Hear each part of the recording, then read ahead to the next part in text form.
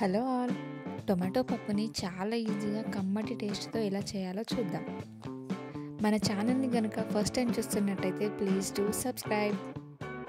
ఈ టొమాటో పప్పు కోసం పప్పుని ముందుగా శుభ్రంగా కడిగేసుకోండి. ఒక 15 మినిట్స్ అలా నానబెట్టుకొని తర్వాత మెత్తగా ఉడికించి పక్కన పెట్టుకోండి. తర్వాత పచ్చిమిర్చి టమాటాలని చిన్న చిన్న ముక్కలుగా కట్ చేసుకొని పక్కన పెట్టుకోండి. వెల్లుల్లి రెబ్బల్ని ఇలా కచ్చపచ్చగా దంచి పక్కన పెట్టుకోండి. తర్వాత గిన్నెలో నూనె పోసుకొని అందులో జీలకర్ర, ఆవాలు, వెల్లుల్లి రెబ్బలు వేసుకొని బాగా ఫ్రై చేసుకోండి. ఈ వెల్లుల్లి రెబ్బలు వేయడం వల్ల పప్పు చాలా టేస్టీగా ఉంటుంది. ఇవి వేగాక అందులోనే కరివేపాకు, పచ్చిమిర్చి, టమాటాలను యాడ్ చేసుకోండి. వీటిని ఒకసారి కలిపేసి ఉడకబెట్టుకోండి. నాకు తెలిసి పప్పుని ఎలా చేసినా కూడా చాలామంది ఇష్టంగా తినేస్తుంటారు. ఈ టొమాటోలు ఇలా ఉడికాక దానికి రుచికి సరిపడా ఉప్పు, కారం, పసుపు వేసుకొని బాగా కలుపుకొని ఉడకబెట్టుకోండి. మీకు ఈజీ ప్రాసెస్లో చెప్పాలంటే ఫస్ట్ టమాటా కర్రీ ఎలా చేస్తామో అలానే చేసుకోవాలి.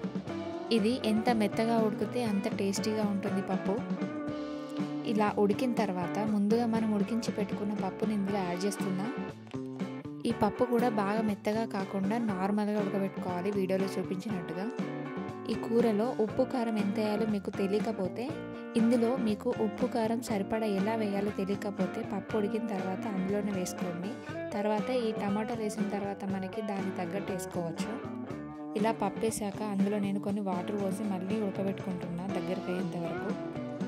ఇలా ట్రై చేశారంటే కమ్మటి రుచితో చాలా త్వరగా అయిపోతుంది. మీరు కూడా ఒకసారి ట్రై చేసి ఎలా ఉందో చెప్పండి.